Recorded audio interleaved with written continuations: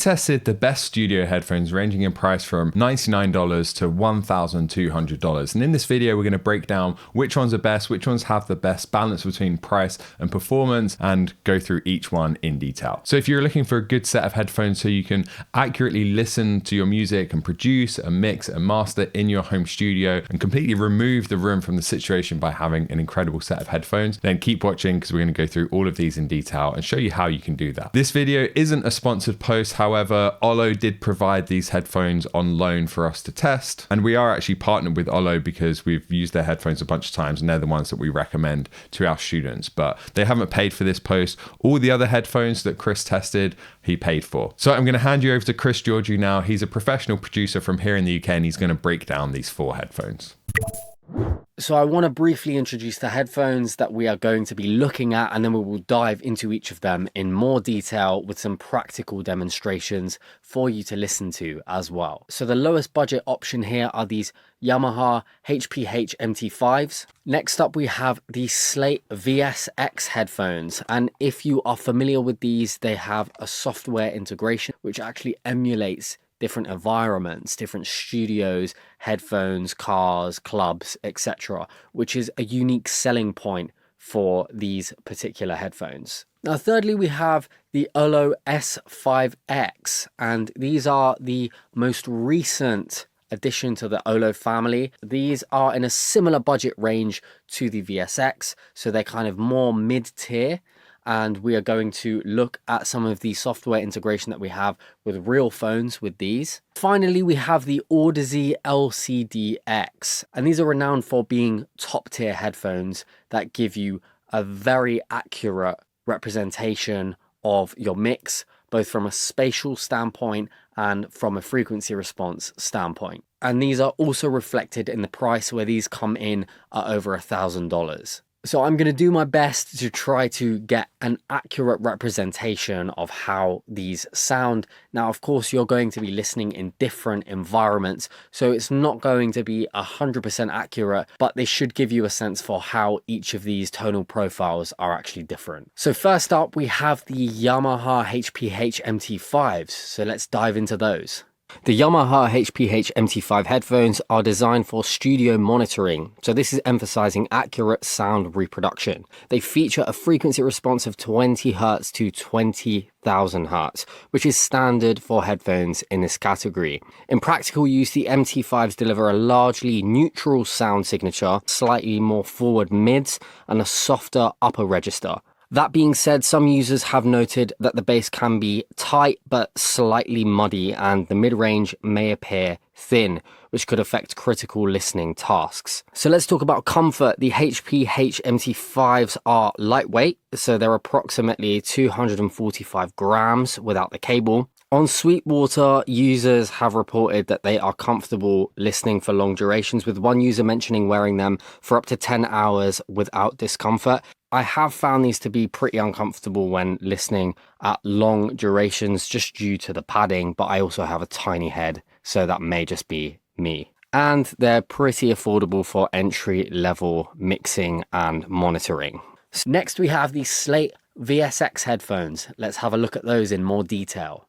The Slate VSX headphones are designed to provide a versatile mixing environment by emulating various studio monitors and listening spaces through accompanying software. So let's look at the frequency response. So there is an unprocessed response. Without the software correction, the VSX headphones exhibit a relatively neutral tonal balance with accurately rendered and extended bass. However, some users note a slight nasal character due to a dip in the upper mid-range frequencies. With software correction, when paired with the VSX software, the headphones frequency response is linearized, so it's addressing the upper mid-range dip and resulting in a flatter response suitable for critical mixing tasks. In terms of comfort, the VSX headphones are over-ear closed back and weigh approximately 268 grams without the cable. It's been reported that the VSX headphones are comfortable for extended use with average weight and ear pad pressure. So these are pretty comfortable, and in my own experience, I find these to be one of the most comfortable headphones in this category. Now we're going to jump into the Olo S5X. The Olo Audio S5X headphones are designed for immersive audio experiences, particularly in spatial audio mixing environments. So here's an analysis of their frequency response and comfort. So in terms of frequency response, the S5X offers excellent bass extension, so it reaches down to 20 Hz with a neutral presentation. Some users have noticed that while the extension is impressive, the bass quality, articulation, and texture may lack refinement. In terms of mid-range, the headphones are tuned with a focus on neutrality, so this is providing a balanced mid-range suitable for critical listening and mixing. This tuning aids in achieving accurate audio reproduction, essential for professional applications. In terms of treble, the S5X is designed with an emphasis on high-end presence, offering a brighter, more defined sound profile. This tuning choice enhances clarity and detail, which is beneficial in mixing and mastering scenarios. In terms of design, the S5X features earpads made of artificial leather, providing a comfortable fit for extended use. The clamping force is balanced, ensuring the headphones are neither too tight nor too loose. Users have reported the S5X offers a more premium and comfortable wearing experience compared to previous models such as the S4X. However, some have noted that the earpads may not fully encompass larger ears, which could affect comfort for certain individuals. And finally, we have the Audeze LCD-X, and we're going to dive into these in a little more detail now. The Audeze LCD-X headphones are renowned in the audio community for their exceptional sound quality and robust build. So let's talk about frequency response for these headphones. These deliver a linear bass response with a slight elevation, providing a dense and impactful low end. This characteristic contributes to a meaty and authoritative bass presence, enhancing genres that benefit from a more pronounced low end. In terms of mid-range, the headphones exhibit a balanced mid-range, crucial for accurate vocal and instrument reproduction. This tuning is ensuring clarity and detail. So this makes the LCD-X suitable for both audiophiles and audio professionals. The treble response is slightly warm, which avoids harshness, so this results in a smooth and non-fatiguing listening experience, with exceptional upper treble extension that adds a natural shimmer to vocals and cymbals. Despite their considerable weight, approximately 612 grams, the clamping force is well distributed and the ear cups are spacious, accommodating various ear sizes. While the build quality is robust, the significant weight may lead to discomfort during extended listening sessions, and users have reported that the headphones are comfortable for shorter periods, but the heaviness can become noticeable over time. So let's dive into a practical demonstration. And earlier on, I mentioned that I wanted to try to emulate these different headphones in terms of their tonal profile. So I've gone and done a lot of digging, a lot of research to try to get something relatively accurate. Now, of course, this isn't going to be 100% accurate. You're going to be listening in your own monitoring environment, which is going to have its own coloration, its own tonal profile, and we would need something to be 100% flat so that we could add these EQ curves and you could really hear what's going on, which is nigh on impossible. So we're going to do our best to just try to give you some audible kind of sense for how these headphones differ. So let's dive into this. So I have picked a particular song here. The reason I've picked this is, number one, it is really modern. It came out this year. And number two, it's been mixed by one of, if not the most notorious and well-respected mix engineers in the world. So this is Please Please Please by Sabrina Carpenter, and it's mixed by Serban Ganea, who has probably mixed your favorite tracks. So I want this to be a representation of a world-class mix. We've got that, and we have our original. So we're just going to loop the chorus around. Let's listen to what we've got without any of the coloration or EQ profile of those headphones. Original. Please, please, please, don't prove I'm right. Please, please, please, don't bring me to tears when I just did my makeup so nice. Okay, so let's look at the Yamaha HPH-MT5s first and foremost. So we've got the EQ profile here. So we cut off at 20 Hertz, and then we've got a cut of around 3 decibels from 50 hertz and below. So we have way less information being represented in terms of the sub low lows. And then we've got a boost in the mid range and the upper mid range here. So we've got 2.5K, so kind of between 1500 or 2K to 4K ish. And then we've got around 4K to 8K boost here. And then we're cutting off at 20 hertz. And then we're cutting off at 20K here. So we've got the frequency range of 20 hertz to 20,000 hertz. And you will see with some of the other headphones, the Olos and the Olo and the Audeze, we actually have a larger frequency response as well. So we have extended lows and highs that we can hear. So let's have a listen to how this sounds. Please, please, please, don't prove I'm right. Please, please, please, don't bring me to tears when I just did my makeup so nice. Okay, so let's have a listen to the original and we'll just flip between the two. Please, please, please, don't prove I'm right. Please, please, please, don't bring me to tears when I just did my makeup. So we're hearing a little bit more of a pronounced upper mid range, and we're getting less of that low end, less of that rumble, less of that sub and impact and body and meat overall because of that cut here. So we just have to bear that in mind when we're mixing. We want to listen to particularly the low end, the upper mid range in our mixes, and then make sure that we can internalize how professional mixes sound when we're mixing our own tracks, so we don't fall into the trap of not having enough low end or pushing the low end too much, and the same for our upper mid range. So let's have a look at these Slate VSX headphones. So we have a different profile here. So we have got a boost from 30 hertz ish, and then we have got another boost here from 50 to 150 hertz ish, and then from around 150 hertz to 1K we have got a cut. We've got a little boost here at around 1K. Then we have another boost in the upper mid range here from around 1.5K to around 4 to 5K here. Then we have a cut here from 5K upwards, and then we have a boost from 10K upwards. So let's have a listen to how this sounds. Please, please, please, don't prove I'm right. Please, please, please, don't bring me to tears when I just did my makeup so nice. Let's listen to our original again, and then we can flip between the two. Please, please, please, don't prove I'm right. Please, please, please, don't bring me to tears when I just did my makeup so nice. So we're getting more of that pronounced low end. I'm hearing more of the thump of that kick, more of the meat of that kick. And I'm also getting less of this bright, crispy, airy top end of our vocals.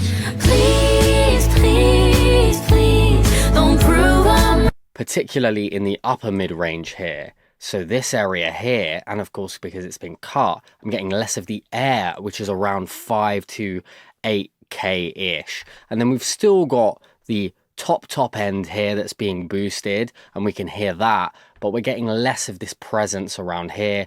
We're getting a cleaner low mid, and we're getting a more pronounced low end. So again, what are we looking for here? We don't want to undercook and underbalance our low end because of our boosts here. We don't want to undercook our low mids, and we also don't want to push too much of our upper mid range and top end. So these are little pitfalls we may get stuck in if we're not staying objective and if we're not pulling in professional references and listening particularly to each of these different frequency ranges here. Now, bear in mind, this is representing the Slate VSX as it is without its emulation. With its emulation, of course, each of these are going to change. And the whole point is it's supposed to feel more quote unquote balanced, more flat overall. So this is just if you're going to be using the VSX to mix without the emulation on there. So now let's move on to the Olo S5X. So we have a slightly smaller cut here, and we have got a little bit of a low mid cut. We have a mid-range boost here, an upper mid-range boost, and then we have a slight top end boost as well. So let's have a listen to how this sounds. Please, please, please, don't prove I'm right. Please, please, please, don't bring me to tears when I just did my makeup so nice. Let's listen to the original and we'll A/B it.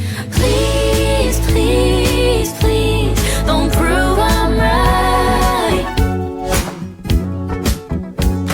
Please, please, please, don't bring me to tears when... So we're getting more mid-range and we're getting more of that thumps. So it's almost a slightly less aggressive version of what we have going on with the Slate without this upper mid-range being cut out. So once again, I want you to listen to the kick and I want you to listen to the vocals and the perceived presence. Original. Please, please, please, don't prove I'm right. Please, please, please, don't bring me to tears when... So we're getting less lows here, less low mid. So it's cleaning up this region here. I'm getting more definition from the kick from these moves here and a little bit more brilliance from the boost on the top end. What would we want to listen out for here? Pushing too much of our low mids, not having enough upper mid range, and pushing our lows up too high. Again, referencing is going to be your anchor. Finally, let's move on to the Audeze LCD-X. So the frequency range of these headphones is 10 Hertz to 50,000 Hertz. So as opposed to our Yamahas, which are 20 Hertz to 20K, we have 10 Hertz to 50K, which is a measurably larger range here. So we have got a boost from 10 to 55 Hertz here. We have got a cut in the low mids again.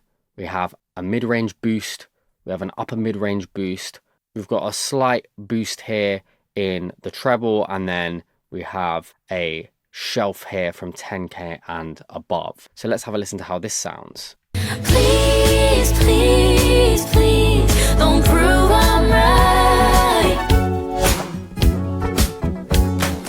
Please, please, please, don't bring me to tears when I just did my makeup so nice. Let's A/B that with the original. Please, please, please, don't prove I'm right.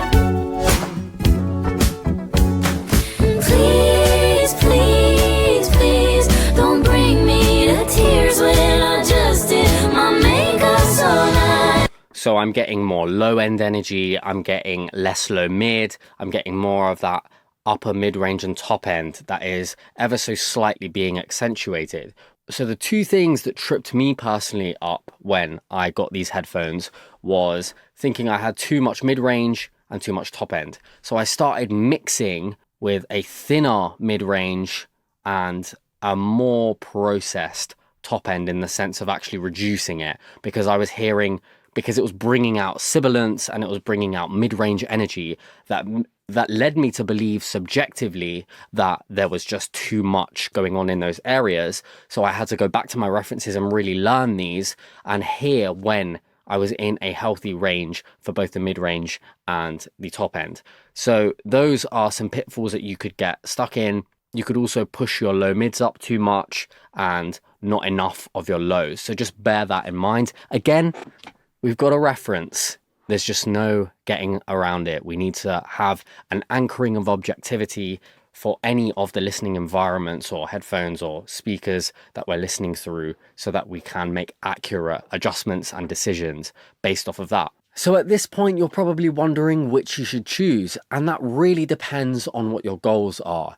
If you are a hobbyist, perhaps something like the Yamahas or the Slate VSX are a good option for you. If you want to be a professional grade mastering engineer and you're on the road so you can't set up a room that is within 3 dB of flat, then you may want to grab a pair of the Audeze. If you have monitors and you're in a treated room and you just want a pair of headphones that are flat and that you can reference against between your room and headphones, then maybe something like the Olos are the best bet for you with the Real Phones solution that keeps them as flat as possible. So these are all great viable options here, but most importantly, you have to train your ears and you have to learn these headphones. There's just no way of getting around it. You need to be able to identify frequencies and particularly how those frequencies sound within those headphones. You have to listen to commercially released music that is at a pro level in those headphones to hear how they sound.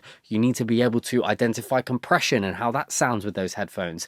If you can't hear those things yet, that's totally fine.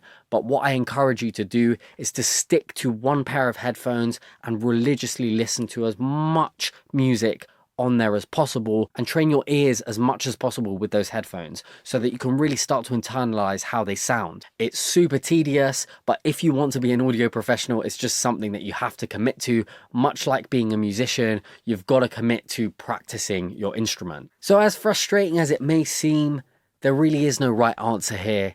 We can just give you the options and then you can decide what route you want to go. So remember, you just want to think about how accurate it is, how flat it is, and also how comfortable it is. So if you can tick those 3 boxes for yourself in your own environment and in your own situation, then you should be good to go. So that's it for this video. Let us know below which headphone was your favorite and also what your key takeaways were. And until next time, happy mixing and mastering.